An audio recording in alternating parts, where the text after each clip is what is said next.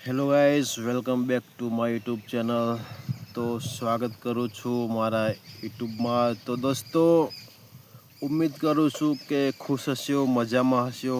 અને જો તમે થંબનેલ જોઈને આવ્યા છો કે જોબ છોડીને, નોકરી છોડીને ખેતી કરવા આવ્યો, તો એ સાચું છે. તો દોસ્તો, આજે મારી ખેતીની જર્ની શરૂઆત કરીએ કે કેવી રીતે મેં નોકરીની શરૂઆત કરી અને કેમ મારે નોકરી છોડી ખેતીમાં જોડાવવું પડ્યું. તો હું છું ચિરાગ પટેલ અને સ્વાગત કરું છું ખેતીના વ્લોગમાં. અને ખેતી વિશે જે ચર્ચાઓ કરી છે એ બાબતે. તો મિત્રો, શરૂઆત કરીએ ફ્લેશબેકમાં. તો આજથી આઈ થિંક 4 વર્ષ પહેલાં હું અમદાવાદમાં જોબ કરવા નીકળ્યો હતો. ઇન્ટરવ્યૂ પણ આપ્યું, જોબ મળી પણ ગઈ. 20,000 કંઈક સેલરી હતી અને 4 વર્ષ પહેલાં આપણે શરૂઆત કરી હતી.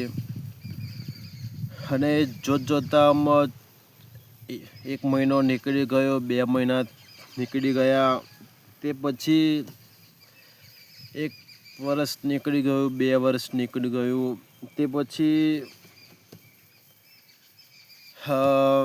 વાત કરીએ જોતજોતામ 4 વર્ષ પણ નીકળી ગયા અને કંઈ મળતું નહોતું જોબમાં અને મજા પણ નથી આવતી.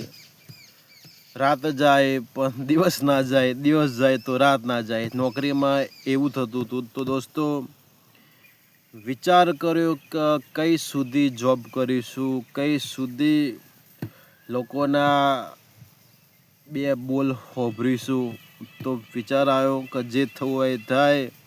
મારી માતા કરે ખરું, મારી લેબ ઉંટેડાની માતા કરે ખરું. તો દોસ્તો, તો મને પહેલાંથી બહુ ખેતીનો શોખ હતો. તો દોસ્તો, મેં વિચાર લીધું કે નોકરી છોડી દેવી છે હવે. અને તે સમયથી મેં નોકરી છોડી 4 વર્ષ પછી. અને અત્યારે જે તમે વિડીયોમાં જોવો છો કે મરચીની ખેતી, ફુલાવરની ખેતી, દિવેલાની ખેતી. તો મિત્રો, ખેતી ખોટું વસ્તુ નથી.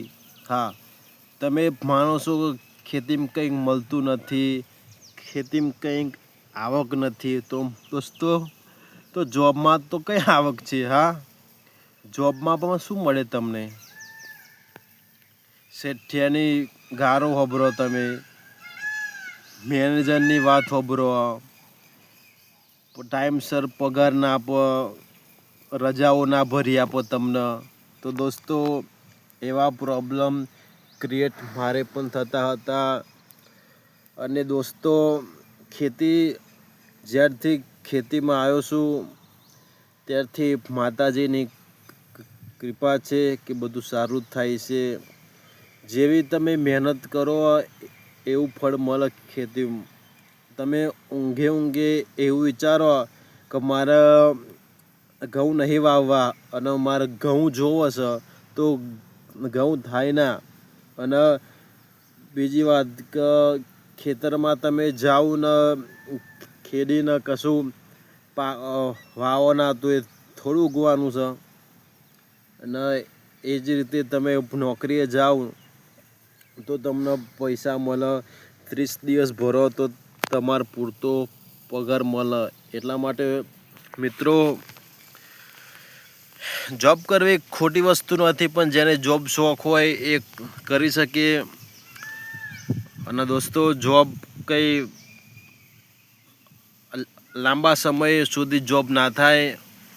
એ તો જોબ જેને આખી જિંદગી કંઈક કરવું ના હોય તેના માટે જોબ છે. તો દોસ્તો, સમયસર આપણે ખેતીમાં જોડાઈ ગયા છીએ. અને માતાજી લેબ ઉંટેડા દીપો માતા અસીમ કૃપા હશે તો બધું જ સારું થશે. માં ચેહર ખોડિયારની દયા હશે, કુદરતનો આશરો હશે તો ખેતીમાં પણ બહુ સારું થશે. ખેતીમાં શું કે જેવી તમે સાચવો મહેનત કરો એવું ફળ મળે તમને. તો દોસ્તો, જો તમને મારી પૂરી માહિતી મળી હોય તો લાઈક અને સબસ્ક્રાઈબ કરવાનું ભૂલતા ના. વિડીયો સારો લાગ્યો હોય તો રેગ્યુલરતા આપણે વિડીયો અપલોડ કરતા જ રહીશું. તો દોસ્તો, થેન્ક યુ સો મચ. વિડીયોમાં જોડાવા માટે આભાર તમારો.